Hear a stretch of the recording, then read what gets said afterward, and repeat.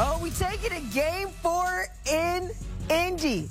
Aaron Nesmith at the buzzer, beats the buzzer with a low baseline J right there. Look, the Pacers already had a 39-point lead at that point.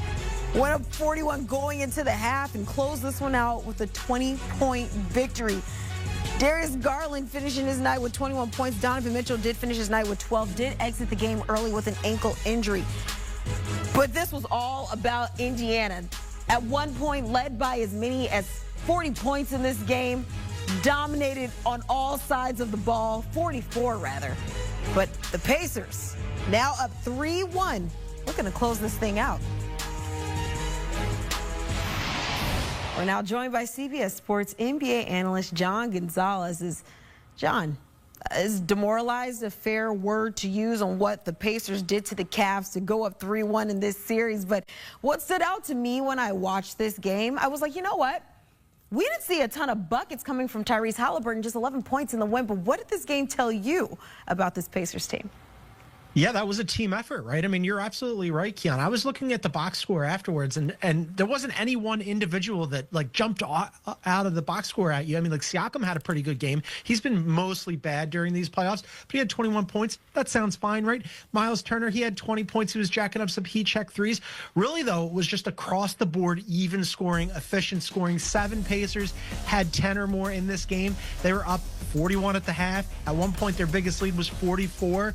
They shot the ball well from the floor, 52%. They shot the ball well from deep, 42%. They shot the ball well from the line, 80%. And really what it was just effort. The Pacers came out ready to play and jumped all over the Cavs right away. And the Cavs just did not meet their energy, did not meet their efficiency. They look like, I don't know, that they were lost or they had more time, or maybe this series they think it's going to be 9 games or 11 games instead of 7 games. But right now, Kiana, down 3-1 to the Pacers, going back to Cleveland, not knowing what the status is of Donovan Mitchell, who didn't play in the second half with that ankle injury. If you're the Pacers, this is a horrendous showing, and this is the worst case scenario for them. Absolutely. And then you think about it, this Cavs team had the highest offensive rating in the NBA, and to be limited the way they were in this game, is that more so a credit to Indy, or was this just not the night for Cleveland? Yeah, since January 1, the Pacers have been playing really good basketball. Only 3 teams in the NBA had better records than them: Oklahoma City, Boston, and the Cavs. And Pacers have figured out their defense, but this was just the Cavs really not showing up in this. And it's kind of staggering. It's shocking, frankly. They had 64 wins this season. They're the best team in the Eastern Conference all season long. The only team that had a better record than them was Oklahoma City. As you mentioned, they had the best offense in the NBA all year long. Well, tonight, it was the Pacers. And in this series, it was the Pacers who looks like they have the better offense. The Cavs also had a top 10 defense, Kiana. They have 2 guys in Donovan Mitchell and Evan Mobley who are going to make all NBA. They have the defensive player in the year in Donovan Mitchell. They have the coach of the year in Kenny Atkinson, and they are 1 more loss away from starting their summer. Look, if they don't get out of this series, and it right now looks like they're not going to, this will be a lost campaign for them after having a fantastic regular season. But a whole bunch of people question whether or not that regular season would translate in the postseason. And right now, it is not translating. Yeah, absolutely. And it was literally about a week ago we were talking about the Cavs and the injuries that they were dealing with, being without 3 key players. And it's now like they can't catch a break because now you have Donovan Mitchell's ankle injury. You can't necessarily blame the loss on that, because they did trail by 40 before that injury. But what does maybe that do to the psyche of this team? Because now you have your backs against the wall. You're heading into your elimination game. Your star is dealing with an injury, and you have all of these variables. What does that do to a team when you're entering this game? Can't help, right? Definitely doesn't help. Yeah, the injuries were definitely a thing. They didn't have Darius Garland in games 1 and 2. Evan Mobley and DeAndre Hunter went out in game 2, but all of them came back. Mobley, Garland, and DeAndre Hunter came back for game 3, and Mobley was fantastic in game 3. Garland was good tonight and looked much better than he did in game 3. And then DeAndre Hunter also played again tonight and looked good defensively. Yeah, it's not great to have Donovan Mitchell go out with an ankle injury, but this is the postseason. Everybody's got to raise their level. You've got to overcome these injuries. Again, you are the #1 team in the Eastern Conference and the 2nd best team in the NBA all season long. Your offense completely abandoned you tonight. Your effort, your energy completely abandoned you tonight. So yeah, not having Donovan Mitchell for the second half, that absolutely hurt them. Not knowing his status going into game 5, that can't help. But this season, came down to more than just injuries and Donovan Mitchell going. Donovan Mitchell was fantastic during these playoffs and did everything he possibly could to buoy the Cavs. Now the Cavs got to pick him up. Yeah, absolutely. And the Cavs are also probably going to need all hands on deck as they are facing elimination in that game set for Tuesday. We'll see if they can bounce back after a demoralizing loss that they just had. John Gonzalez, appreciate the time there. Thank you so much.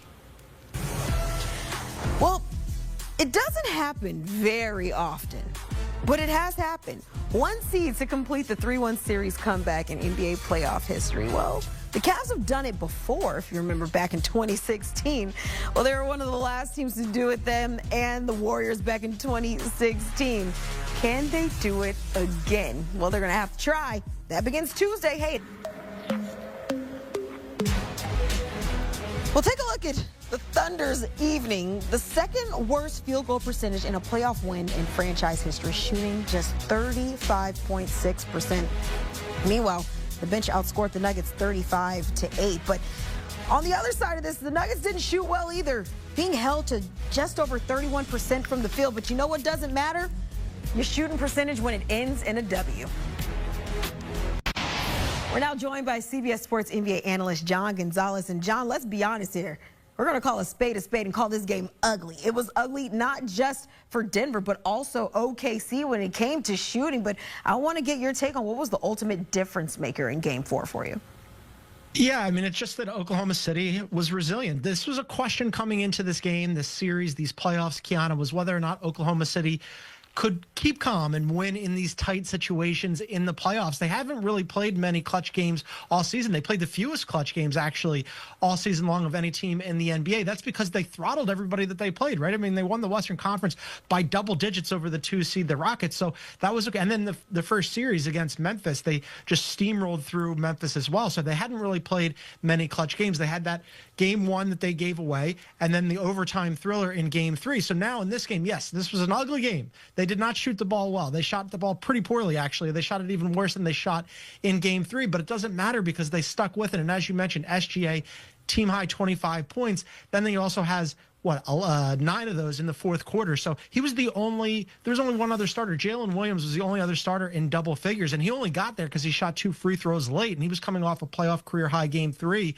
So to see the Oklahoma City Thunder answer that question in Denver and beat the Nuggets, who do have that playoff consistency, and they have been tested in the postseason. That was the one thing that you wanted to see from the Thunder. But meanwhile, I know we're talking about SGA, and you talk about it being a clutch game, terrible shooting outing, but I feel like we got to give credit where credit is due.